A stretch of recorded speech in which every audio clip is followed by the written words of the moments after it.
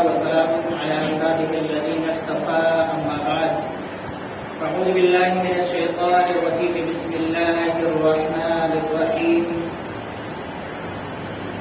إن أولياؤه إلا المتقون صدق الله مولانا العظيم وبلغنا رسوله النبي الأمين المختار الكريم ونحن على ذلك لمن الشاهدين والشاكرين والحمد لله رب العالمين.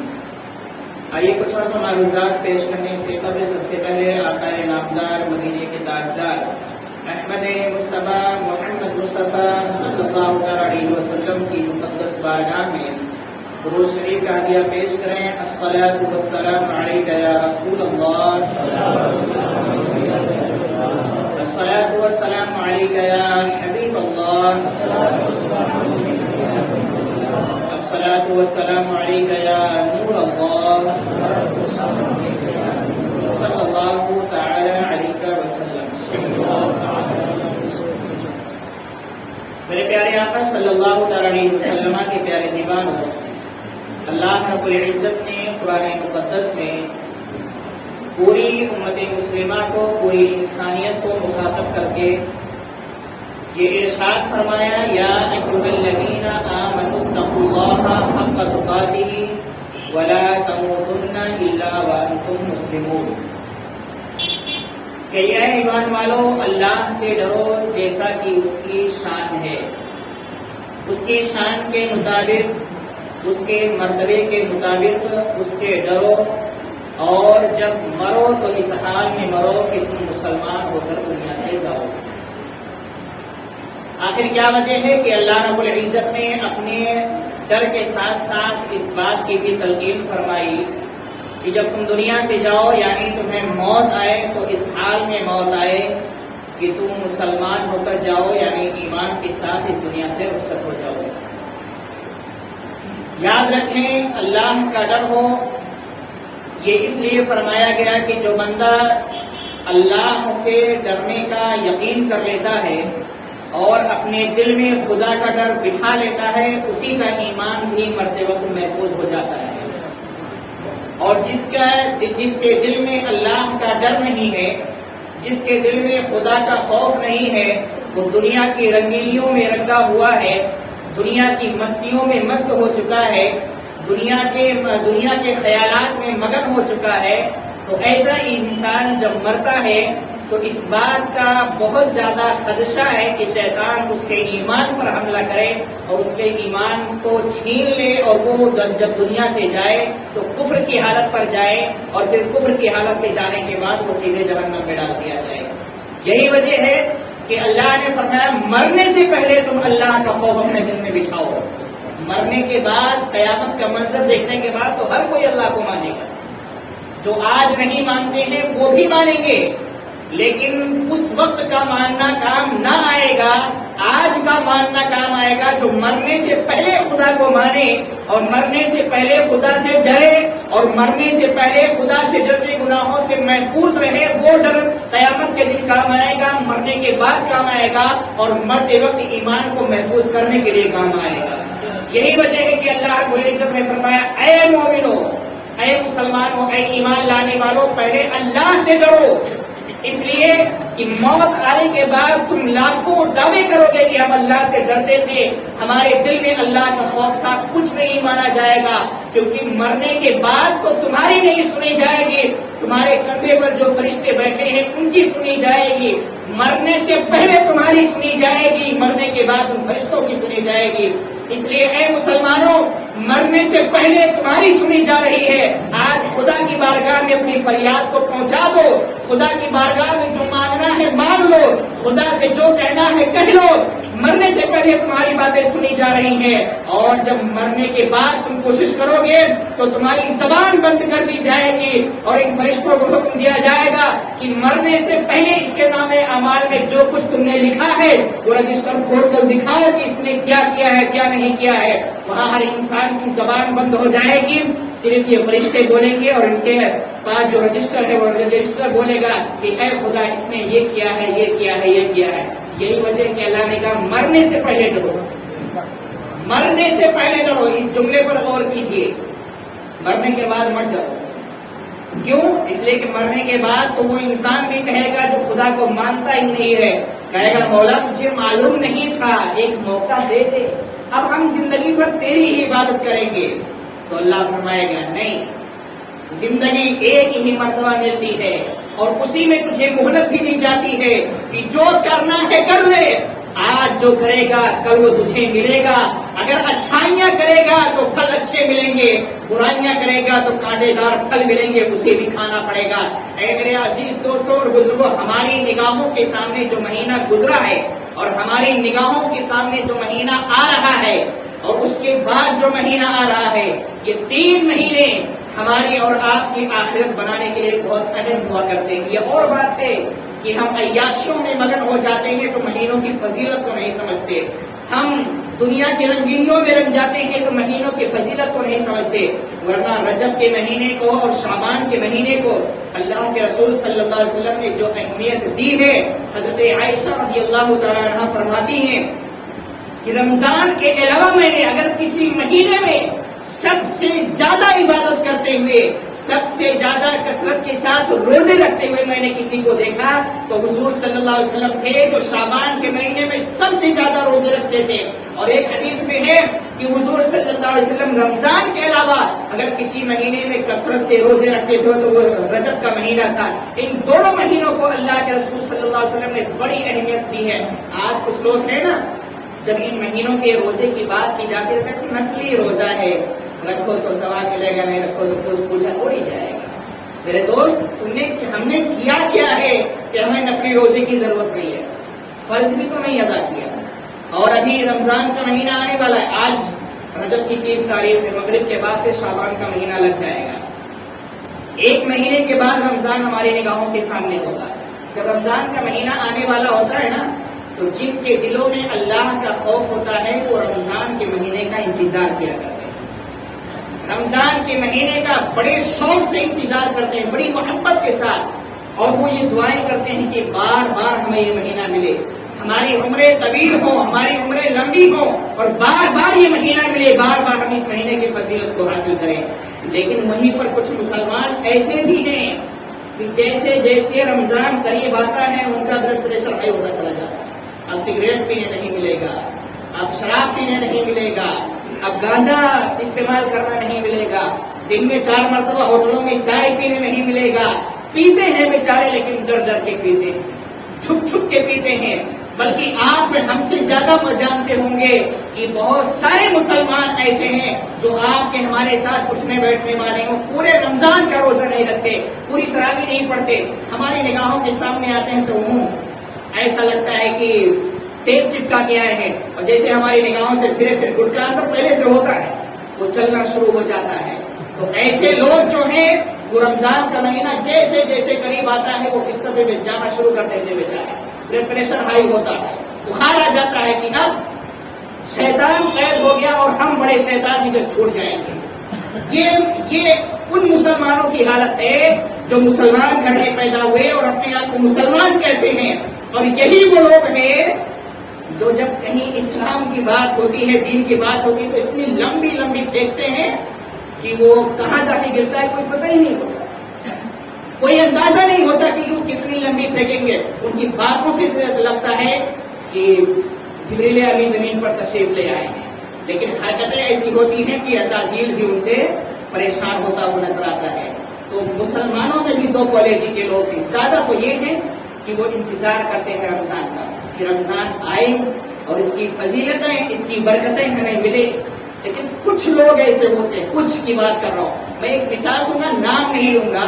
ایک نوجوان رمضان میں مجھ سے ملا، یہاں کا نہیں ہے، کوئی اپنے اوپر مت لے لینا، وہ کہیں اور کا، راوی سنانے میں گیا تھا، حیدرآباد کی بات کر رہا ہوں، وہاں ماحول ایسا ہے کہ نوجوان میرے حساب سے 70% روزہ نہیں رکھتے، 30 سال 35 سال 40 سال کی عمر والے، اور اس وقت جو میں آج کے تقریباً 8-10 سال پہلے کی بات بتا رہا تھا، کافی دبلا پتلا تھا، رمضان کے روزے رکھتا، حالانکہ فرض تھا، مجھے دیکھ کر وہ تعجب کرتے ہیں آپ رمضان کے روزے اتنے دبلے ہو، سوچئے سوچ کیا ہے، اتنے دبلے ہو کے آپ کیسے برداشت کر لیتے ہیں صبح سے شام تک؟ ان کی عمریں جب پوچھا میں نے تو 35 سال 30 سال. آپ نے ارے حضرت ہم کیسے رہیں گے اتنے دبلے پتلے ہم کیسے روزہ رکھ سکتے ہیں؟ یہ سوچ ہے آج کے نوجوانوں کی مسلمانوں.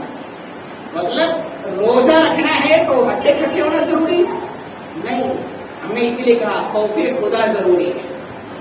اللہ کا ڈر دل میں ہے تو آدمی نابالغ بچہ نابالغ رہتا ہے تو بھی روزہ رکھتا ہے. اور اللہ کا ڈر نہیں ہے تو 30-35 سال کا اچھا کٹا نوجوان بھی نہیں رکھتا ہے. یہ روزے صحت کی بنیاد پر متحد نہیں ہے کہ صحت ہے تو روزے رکھے جائیں. روزے تو اللہ اور اس کے بندے کے درمیان میں ایک راز ہے. رکھتا ہے یا نہیں رکھتا. اللہ نے اس راز کو کسی انسان کے سامنے کھولا بھی نہیں. یہ عبادت ہی ایسی ہے کہ تم رکھے ہو یا نہیں رکھے ہو کسی کو نہیں پتا چلے گا. ہم روزہ رکھیں یا نہ رکھیں ہم چھپ کر کھا رہے آپ سمجھیں گے ہم روزے دار ہیں. لیکن اللہ اور ہمارے بیچ میں جو رشتہ ہے وہ خدا سمجھ رہا ہے کہ ہم روزہ ہیں یا نہیں ہے. حساب کو وہی لینے والا اس کی جزا اور اس کا بدلہ وہی دینے والا. اگر آج ہم ان عیاشیوں کے دور میں اور ان فحاشیوں کے دور میں تھوڑی سی مستی کی خاطر تھوڑے سے لذت کے خاطر ہم دنیا میں مگن ہو کے اللہ کو بھول جائیں تو مجھے بتاؤ وہ کون سا چہرہ ہوگا جو قیامت کے دن ایک انسان اللہ کے سامنے پیش کر پائے. کون سا چہرہ ہوگا. میں نے اس سے پہلے 2-3 جمعہ پہلے ایک بات چھیڑی تھی کہ آج ہم اپنی عمروں کا حساب لگائیں اور اس بات کا حساب لگائیں کہ ہم نے اپنی عمر کے کتنے حصے اللہ کے لیے نکالے کتنے حصے نکالے ہیں. تو پتا چلے گا کوئی 1 مہینہ کوئی 2 مہینہ کوئی 1 سال کوئی 2 سال. اس کا حساب میں آپ کو ایک اندازہ بتاتا ہوں. مثال کے طور پر فرض کر لیجئے ایک شخص ہے جس کی عمر 60 سال ہے. 60 سال کی عمر والا انسان کم سے کم اور ایک اچھی صحت کے لیے ڈاکٹروں کا بھی کہنا ہے ہمارا اور آپ کا بھی کہنا کہ 8 گھنٹے نیند چاہیے 24 گھنٹے. تو 24 گھنٹے کے 3 حصے کرو 8 گھنٹے نکالو گے تو 60 سال کی 30 گھنٹے سے سونے میں چلے گئے. 20 سال سونے میں چلے گئے. 60 سال کے 20 سال پورے صرف سونے میں چلے گئے. پتا چلا جس کی عمر 60 سال ہوئی اس نے 20 سال نکال دیا ہے کس میں سونے میں. کاروبار کا بھی لے لو اس میں 8 ہی گھنٹہ لے لو 8 ہی گھنٹہ کاروبار کا لے لو. اب کتنے بچے 40 سال نکل گئے اس کے بچہ کتنا 20 سال. 20 سال میں 12 سے 15 سال عمر نکال دو نابالغ کی.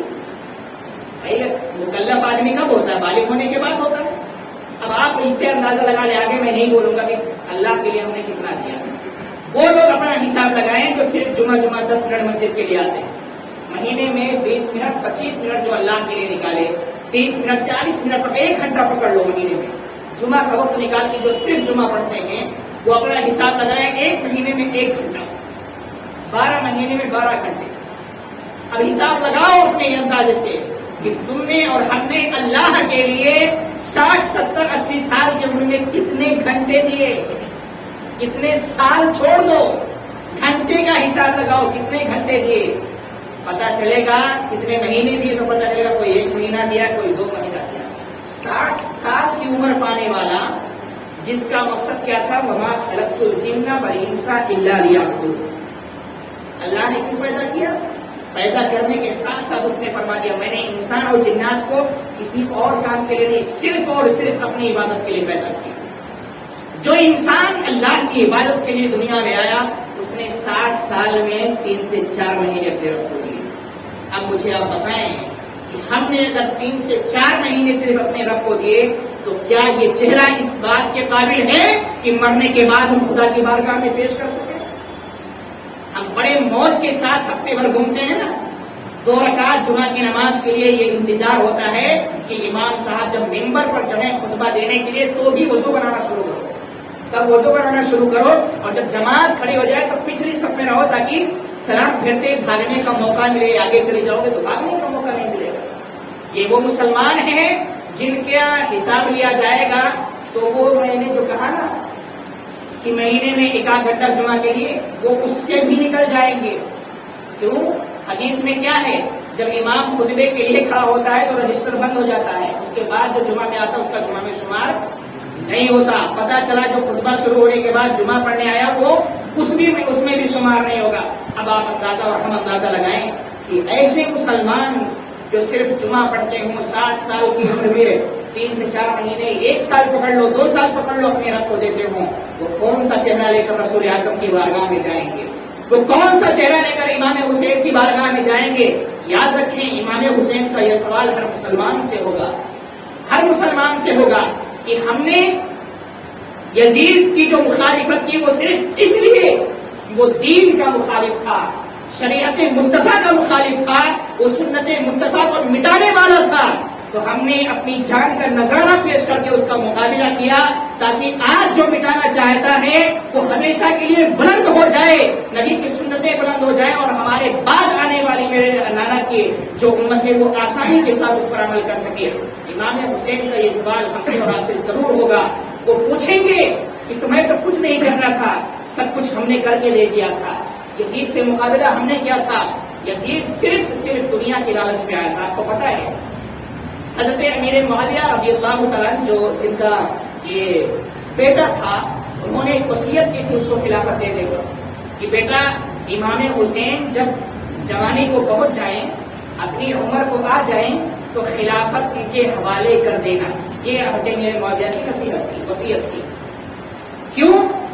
آپ نے فرمایا، آپ کے جملے ہیں کہ خلافت ان کے حوالے کر لے دینا، کیونکہ خلافت ان کے آباء و اجداد کی جاگیر ہے، ہماری جاگیر نہیں ہے، یہ تو ہمیں وراثت میں مل گئی تھی۔ ہماری ذمہ داری ہے کہ جب ان کا وارث موجود ہو تو اس کے حوالے کر دینا چاہیے۔ یزید کو آپ نے وصیت کی، لیکن یزید کیا کیا؟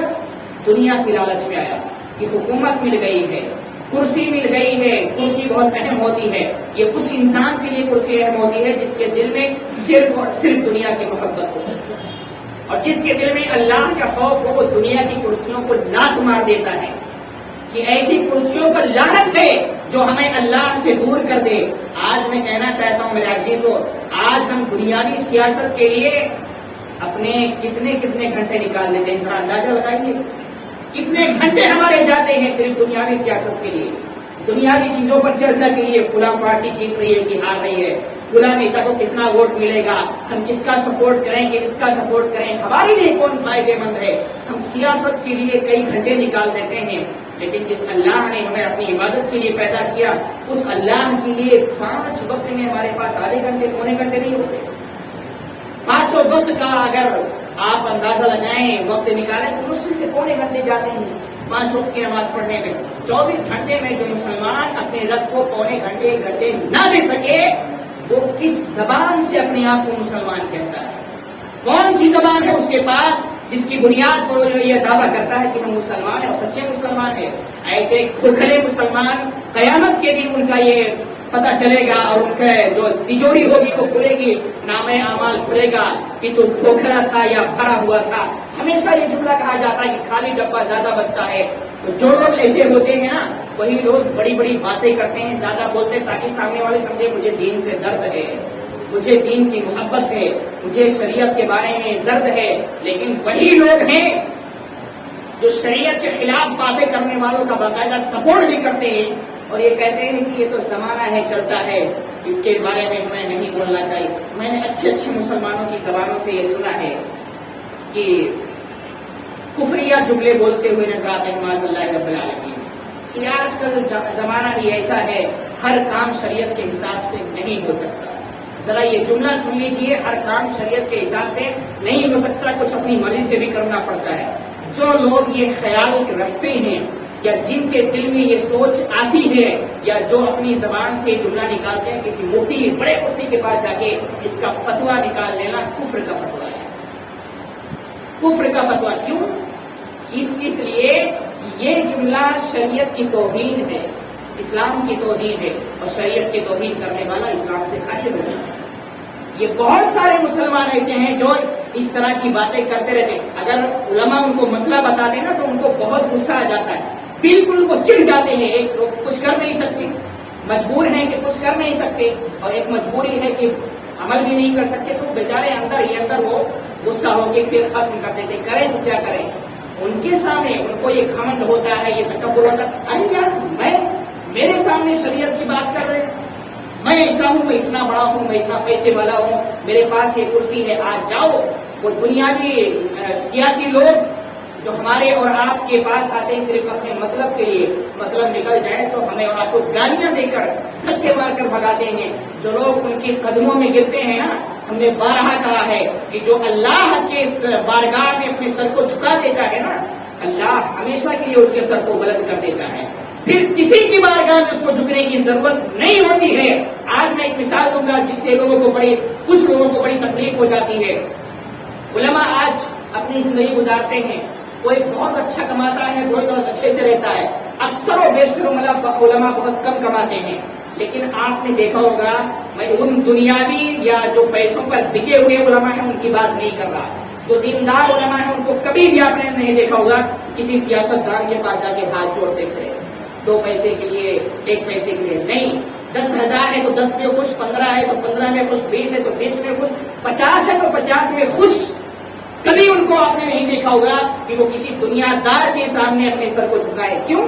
اس لیے کہ اس نے اپنے سر کو خدا کی بارگاہ میں پہلے جھکا دیا، اور جب اس نے جھکا دیا تو اللہ نے اس کے سر کو محفوظ بھی کر لیا کہ جو میری بارگاہ میں جو سر جھک جاتا ہے میں اس کو کسی اور کے در پر بھٹکنے ہی نہیں دوں گا. میرے عزیز دوستو، یاد رکھو، اپنے سروں کو جھکانا ہے تو خدا کی بارگاہ میں جھکاؤ، خدا کے سجدے کرو. قسم خدا کی اللہ تمہارے سر کو اتنا بلند کرے گا کہ قیامت کے دن میدان محشر میں تمہارا سر جو ہے نا وہ فخر سے بلند ہوگا. اور جو لوگ آج دنیا داروں کے قدموں میں جا کے اپنے سر کو جھکاتے ہیں وہ قیامت کے دن شرم سے اپنے سر کو جھکائے ہوں گے، وہ اللہ کو دیکھ نہ سکیں گے.